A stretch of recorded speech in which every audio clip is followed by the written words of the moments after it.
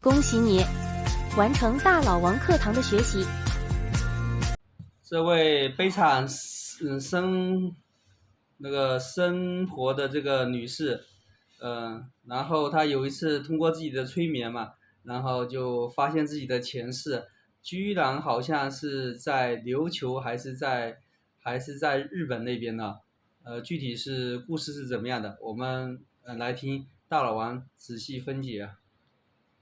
转世啊，不会改变它的本质。登徒子浪荡货呢，不是不好的词儿啊，就是这个男的女的都有这样的情况，就是比较浪啊，就是比较喜欢异性啊，比较喜欢性爱啊，这是不是什么坏词儿啊？就是热爱生活吧，爱生活爱拉芳啊，所以你这个小公子呢，前世你老公呢看见你，有几分姿色。正好自己也在外边出差啊，卖米呢嘛，开米铺的，收了数，正好也有了钱，就顺道把你买了。买了既可以用你啊，晚上用你，白天可以用你啊，让你干点活，而且呢还是给了你恩。是买了你之后呢，你们两个就回了家，回了家也就是顺顺当当的过，安安稳稳的给你，等于是过了一辈子。这一辈子呢，等于是给你呢。就是上一辈子呢，就等于是给你一个好的安身立命之所，否则的话你要颠簸很久。所以在前一世呢，你老公呢对你有恩，那你到了这一世，你要还你老公的债。他的 PUA 冷暴力，这是在让你还债。这个债还完了啊，生了一个可爱的儿子，这都是债啊。还完了之后，本息收到。如果两个人还是呈现在那种他天天找小三小四，然后回家就看你各种不顺眼，乒乓给你来一顿啊！你虽然挨打了很苦，但是他不会死。为什么？缘分未尽。真正做一场梦，这是一个预知梦，看到自己死那一天，老婆孩子对自己真好，跪在那儿哭。而自己的那个所谓的小三小四并没有出现在葬礼上，他就知道你们是真爱他的，所以你老公呢改邪归正了。这一改邪归正反而坏了。这改邪归正就怎么叫坏了呢？老王，改邪归正就叫什么？利息收足了，债还完了，两清了，他就投胎去了，所以就突然得了癌症。本来他妈好好的，他要是继续当个混蛋，欺负你个20年30年正常，老了也就老了，也就过了劫了啊，渡了劫了，一个劫难啊，就是生死一个劫难，10年渡过去之后也就没事了啊。因为你就人生就展开一个新的篇章了，过不去了。看到预知梦，他觉得自己是要改命的啊，他不是要改命啊，他是改变自己。但他不知道这种改变自己就叫强求啊，强求命里无，但是莫强求，他就强求。之后的故事就是你就知道了痛苦啊，他就真死了，然后你们就真跪在他灵前大哭，他就真的中阴身，他真的看见那一幕，但是这时候他也无法告诉你了，他再也无法告诉你哦，原来这一幕我做过这个预知梦啊，通过老王的嘴就告诉了你。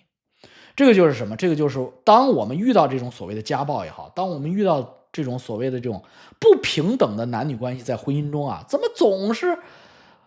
就是有口气呢？你要多想两圈啊，别那么积极主动的就去报警啊，就是什么要多想两圈，这让我们变得平和啊，真的是有可能有别的原因啊，所以呢，最后附上我们一家3口照片啊，从朋友圈翻出来的，还有我和孩子旅行的照片。第一张是不知道患病的时候，第二张是患病以后的照片，还有一张是最近和猫咪的照片。养猫没多久我就确诊了，猫也都是一直在生病。我这几个月我手术后休假，白天都是猫在陪我。你家这个猫我也看了，这猫也很漂亮啊，品种很好。这猫啊，也是过来替你挡灾的啊，真是这猫呀也是给你还债的。那猫本来挺健康的，到你这儿之后，3天2头生病，替你挡这一灾。那我看了你老公的面相，你老公面相很好啊，你老公面相很好，你老公 recycle 之后再投胎还是个富贵人还是富贵人，甭管他投在哪儿，山河四省也好，云贵川也好，他很快就会变成富贵人家。那么她老公的面相是谁的面相呢？我一语道破上帝很懒，上帝造这些人都是有 pattern 的。你们听说过有一个叫赵英俊的人才吗？赵英俊虽然是作曲的、做歌的，但是赵英俊演戏能把徐峥李小璐那些人的戏全抢光，就是影帝级的。赵英俊就是有一首歌叫《我就要和你在一起》，我就要和你在一起，那就赵英俊写的。你要去哪里和我没关系，然后我就要和你在一起那首歌赵英俊写了很多脍炙人口的歌，然后就忽然就死了，非常快。本来是一个很火的这样一个新星他又会演又能讲脱口秀又能讲。你想在自媒体时代，那赵英俊的春天夏天繁荣死了。送你一朵小红花，大王叫我来巡山，大王叫我来巡山，就是赵英俊那多牛逼！什么叫牛逼？就是赵英俊英年早逝一样的。赵英俊有赵英俊的故事赵英俊的玄学也是有解释、有公案的所以她老公就是赵英俊的模板，就是模板，就是一个模子刻的，长相、性格都是一样说话做事的方式可能都很像我一看，我操，这不是赵英俊吗？就是不是说他一定是那个克隆赵英俊，就是那个气场，是赵英俊非常潇洒、古灵精怪的那么一个男孩所以这样的人不能改一改完犊子了，除非是出家。你说就必死无疑吗？不必死。有一个大师叫什么来着？虚云。他在俗世的时候，他也一样的虚云老和尚在俗世的时候叫就是民国的大师叫什么？操，老年痴呆了。他就是知道原来因为他也有娶一日本媳妇儿，又娶中国媳妇儿，他也是非常花，非常花，因为这人非常大的福报，但是他也是要改他也是因为有灵气嘛，一改人家就去落发出家，告别一切。他那日本小媳妇儿哭带着孩子留不住，不差钱儿，他不是穷的，为什么？他注释然后虚云老和尚最后就真的是有所成就，大成就虚云。那他弘一大师对。李叔同，对，李叔同谢谢提醒但李叔同命忘了。僧弘一他如果要是不出家，他也是1年癌也就这样，这比较顺其自然然后他呢接着给我写他这个女士给我写了2封又给你写信，虽然一直盼着您能回信，但是我觉得能看到自己能把自己心里的东西写出来也是一种解脱。最近暑假了，我趁着自己身体还行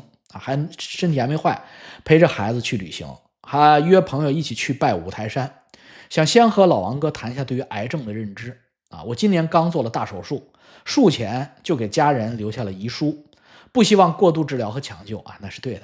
您抢救和不抢救没有什么区别。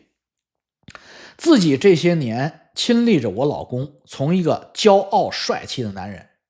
逐渐变得唯唯诺诺，最后变得行尸走肉，大小便失禁这个非常真实，非常扎心，但是非常真实。你得了这种不好的癌症，治不好的癌症，它就是这样无论你多么古灵精怪，多么骄傲多么我执，很快唯唯诺诺，因为你知道你啥都不是，你没有力量，就是这个阶段就是唯唯诺诺了，最后行尸走肉，变成垃圾了嘛，因为你连大小便都控制不了了。当时就懂得了卡夫卡的《变形记》的故事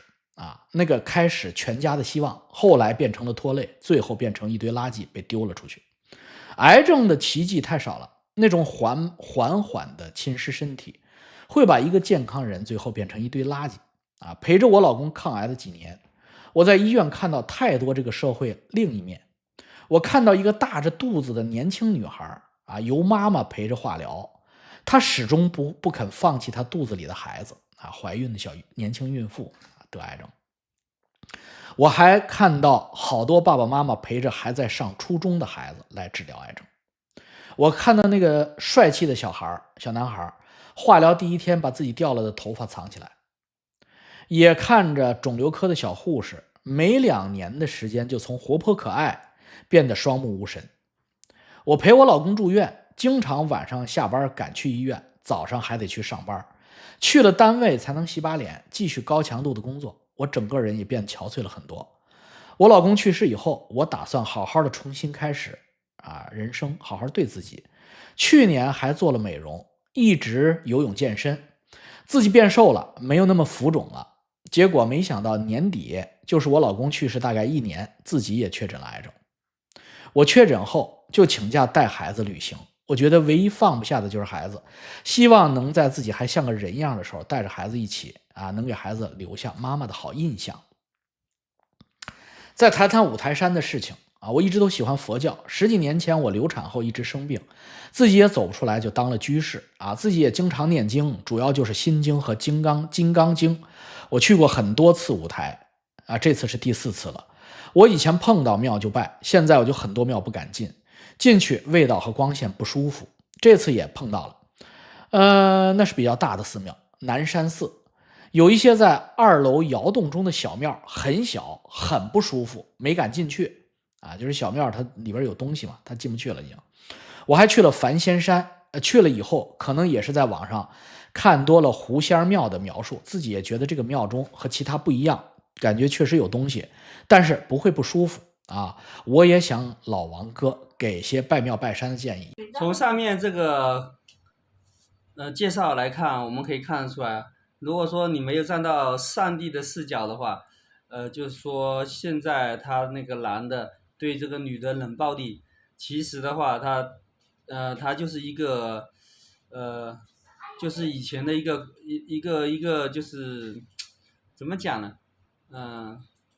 来还债